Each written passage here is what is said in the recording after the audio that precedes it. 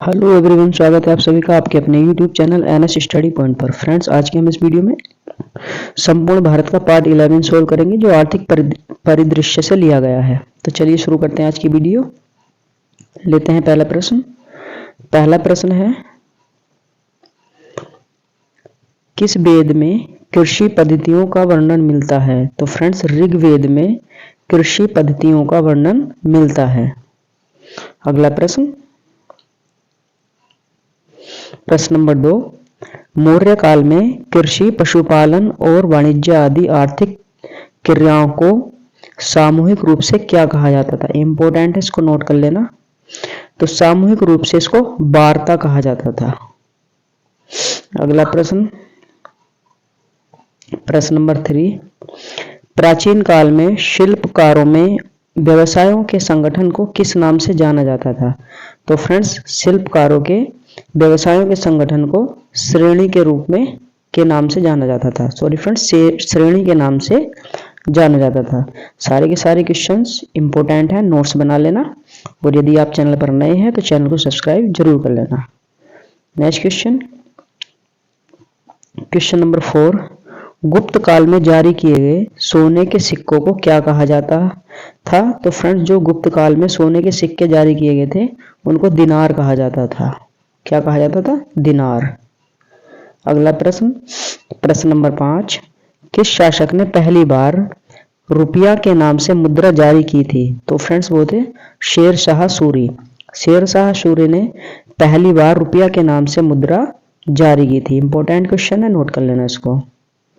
अगला प्रश्न, प्रश्न नंबर 6, भारत में सर्वप्रथम संपूर्ण स्वदेशी बैंक कब स्थापित हुआ? तो 1894 ईस्वी में स्थापित हुआ था संपूर्ण स्वदेशी बैंक। प्रश्न नंबर 7, भारत का प्रथम स्वदेशी बैंक कौन सा था? पंजाब नेशनल बैंक भारत का प्रथम स्वदेशी बैंक था। अगला प्रश्न, प्रश्न नंबर 8, किस बैंक का नाम इंपीरियल बैंक ऑफ इंडिया था? तो भारतीय स्टेट बैंक का नाम इंपीरियल बैंक ऑफ इंडिया था। Next question, question number 9, Bharat में रुपए का दशमलवीकरण किस वर्ष किया गया? तो 1 अप्रैल 1957 को भारत में रुपये का दशमलवीकरण किया गया था। इंपॉर्टेंट है, नोट कर लेना, 1 अप्रैल 1957। इसी क्रम में अगला प्रश्न, प्रश्न नंबर 10, भारत में नियोजित अर्थव्यवस्था के संचालन के लिए योजना आयोग की स्थापना किस वर्ष हुई थी?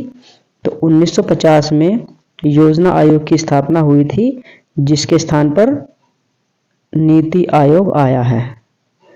Next question, question number 11, Bharat में नियोजित अर्थव्यवस्था का आधार क्या है? तो समाजवाद है। Next question, question number 12, Bharat सरकार द्वारा किस वर्ष में योजना आयोग को समाप्त किया गया? तो फ्रेंड्स, 2014 में योजना आयोग को समाप्त कर दिया गया था। प्रश्न नंबर 13, योजना आयोग के स्थान पर कौन सा आयोग स्थापित किया गया? नीति आयोग स्थापित किया गया था योजना आयोग के स्थान पर। अगला प्रश्न, प्रश्न नंबर 14, नीति आयोग में नीति NITI का पूरा नाम क्या है? National institute of transformation of India. इसकी फुल फॉर्म है, इसको याद कर लेना। क्वेश्चन नंबर 15, नीति आयोग के अध्यक्ष कौन होते हैं? तो भारत के प्रधानमंत्री नीति आयोग के अध्यक्ष होते हैं। अगला प्रश्न, प्रश्न नंबर 16, भारत में प्रथम पंचवर्षीय योजना किस वर्ष आरंभ हुई? तो 1951 ईस्वी में प्रथम पंचवर्षीय योजना आरंभ हुई थी।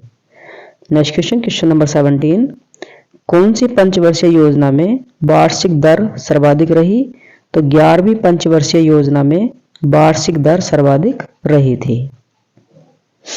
अगला प्रश्न, प्रश्न नंबर 18, कौन सी पंचवर्षीय योजना में वार्षिक दर न्यूनतम रही?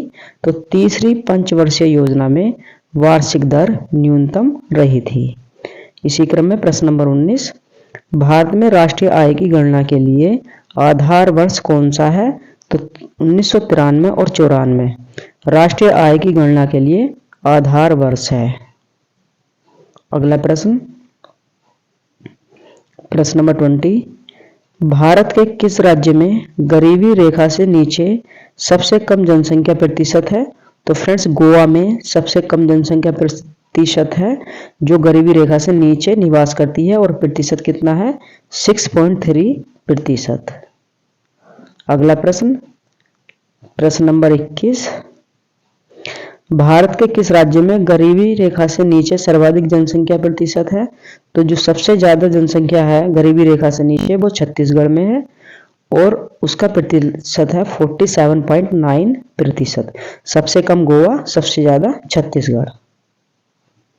अगला प्रश्न, प्रश्न नंबर 22, भारत का केंद्रीय बैंक कौन सा है? तो रिजर्व बैंक ऑफ इंडिया, भारतीय रिजर्व बैंक भारत का केंद्रीय बैंक है, ये बैंकों का बैंक है।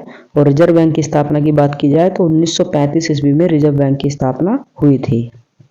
Next question, question number 24, reserve bank का मुख्यालय कहाँ पर है? तो मुख्यालय मुंबई में है। नेक्स्ट क्वेश्चन, क्वेश्चन नंबर 25, भारतीय रिजर्व बैंक का राष्ट्रीयकरण कब किया गया? तो 1949 ईस्वी को भारतीय रिजर्व बैंक का राष्ट्रीयकरण किया गया था। प्रश्न नंबर 26, 1 रुपए के नोट पर किसके हस्ताक्षर होते हैं? तो वित्त सचिव के हस्ताक्षर होते हैं 1 रुपए के नोट पर। प्रश्न नंबर 27, भारत में प्रथम राष्ट्रीयकरण किस वर्ष हुआ? तो फ्रेंड्स 1969 ईस्वी में 1969 ईस्वी में प्रथम बार बैंकों का राष्ट्रीयकरण हुआ था। प्रश्न नंबर 28, 1969 ईस्वी में प्रथम राष्ट्रीयकरण में कितने व्यावसायिक बैंकों का राष्ट्रीयकरण हुआ? तो 14 बैंकों का राष्ट्रीयकरण हुआ था। प्रश्न नंबर 29, भारत में बैंकों के राष्ट्रीयकरण का द्वितीय चरण किस वर्ष आया? 1980। पहला 1969 14 बैंकों का राष्ट्रीयकरण हुआ, दूसरा आया 1980 में। क्वेश्चन नंबर 30, भारत में सर्वाधिक क्षेत्र का सबसे बड़ा व्यावसायिक बैंक कौन सा है? तो सबसे बड़ा व्यावसायिक बैंक है भारतीय state bank. Question number 31, sorry friends सर्वाधिक नहीं होगा, सार्वजनिक होगा, ये सार्वजनिक, थोड़ी सी टाइपिंग एरर है। भारत में निजी क्षेत्र का सबसे बड़ा व्यावसायिक बैंक कौन सा है? तो फ्रेंड्स आईसीआई बैंक भारत में निजी क्षेत्र का सबसे बड़ा व्यावसायिक बैंक है। अगला प्रश्न, प्रश्न नंबर 32, भारत में महिलाओं की बैंकिंग आवश्यकताओं की पूर्ति के लिए भारत सरकार द्वारा 2013 में कौन सा बैंक स्थापित किया गया था?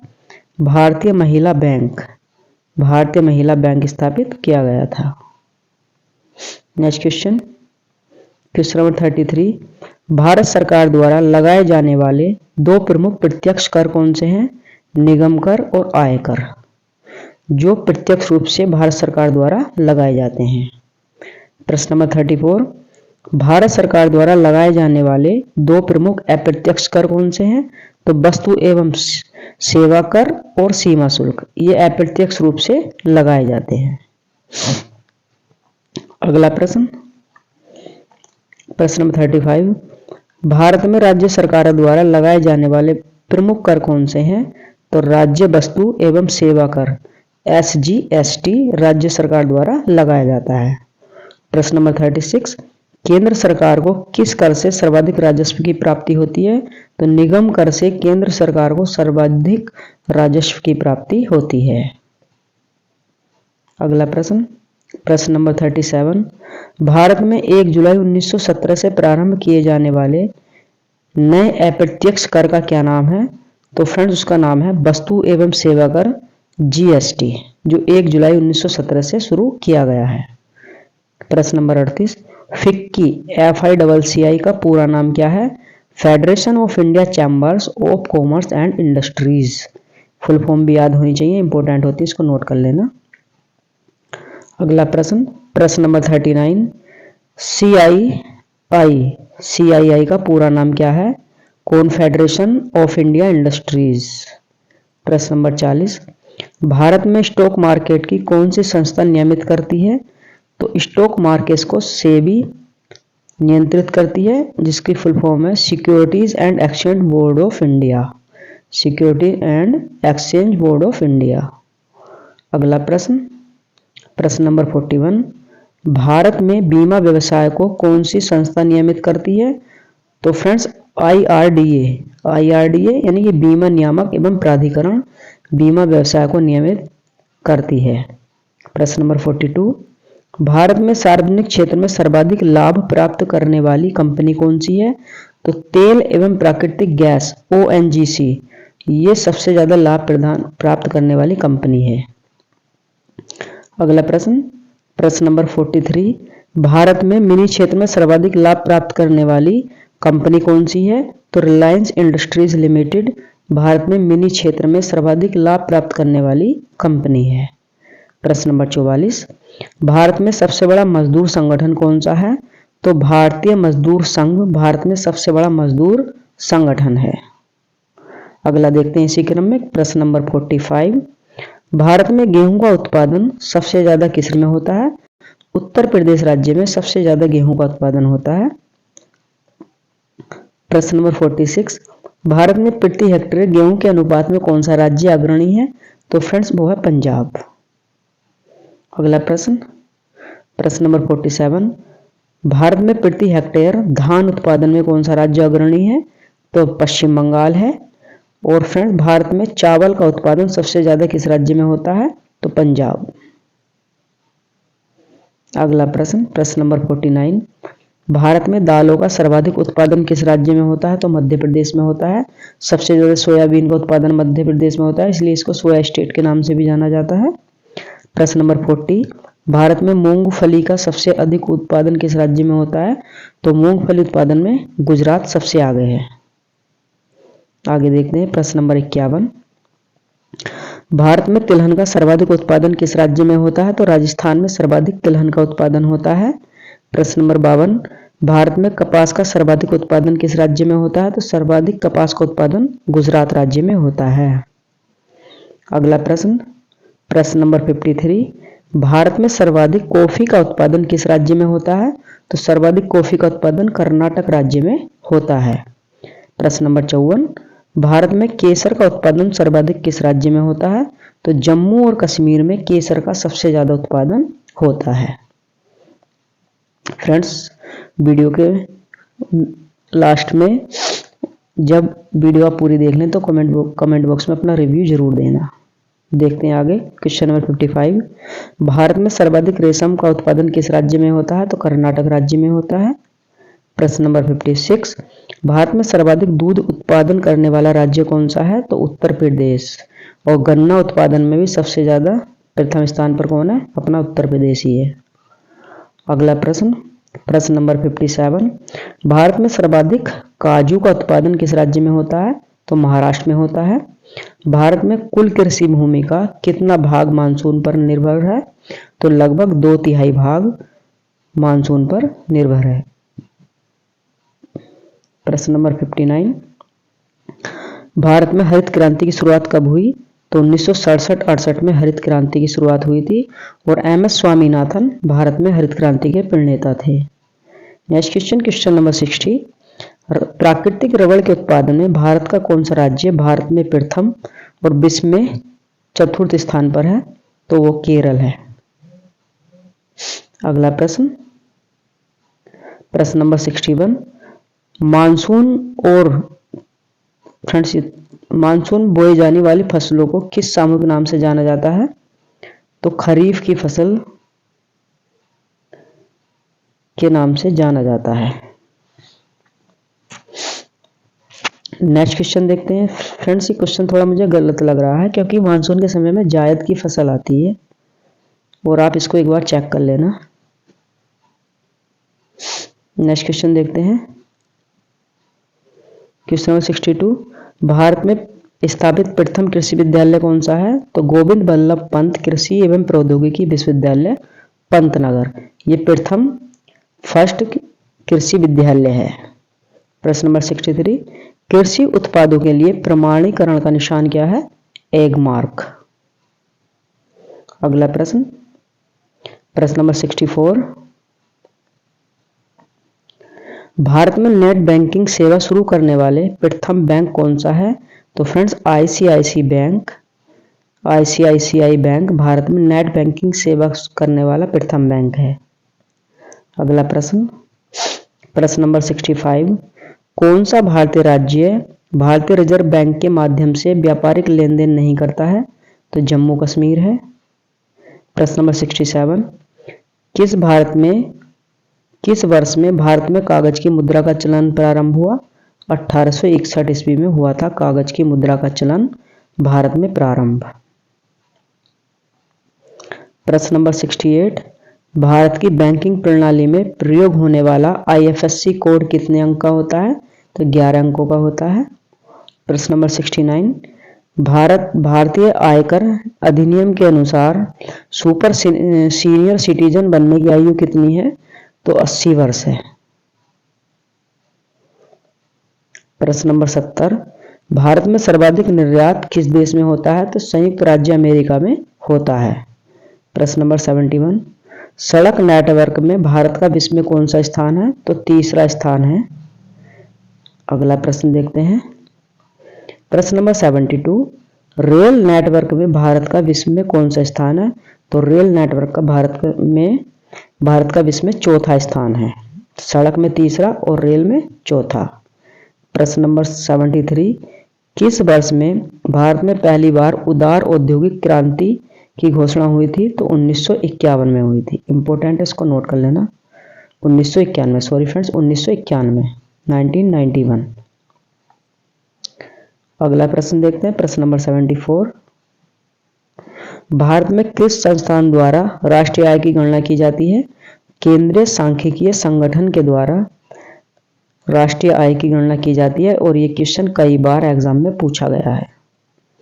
प्रश्न नंबर 75, श्वेत क्रांति किस वर्ष आरंभ हुई? तो 1970 में श्वेत क्रांति आरंभ हुई थी। नोट कर लेना, इंपॉर्टेंट है।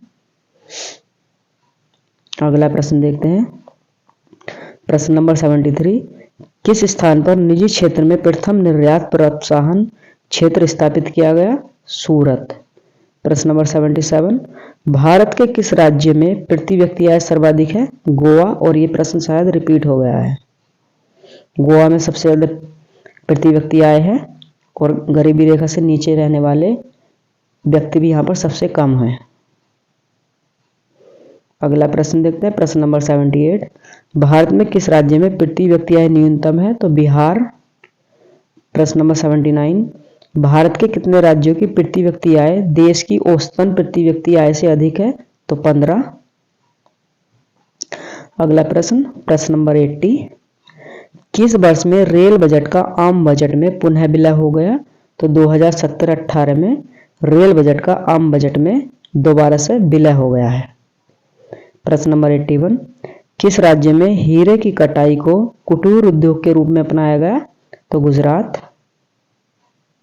अगला प्रश्न, प्रश्न नंबर 82, क्षेत्रीय ग्रामीण बैंकों की स्थापना किस वर्ष की गई? तो 1975 में की गई थी क्षेत्रीय ग्रामीण बैंकों की स्थापना। प्रश्न नंबर 83, किस उत्पाद के निर्यात से भारत को सर्वाधिक विदेशी मुद्रा की प्राप्ति होती है? तो वो चाय है। प्रश्न नंबर 84, हरित क्रांति का सबसे अधिक असर किसके उत्पादन पर पड़ा? तो अनाज उत्पादन पर पड़ा था। ठीक है, हरित क्रांति का सबसे ज्यादा असर अनाज उत्पादन पे पड़ा था।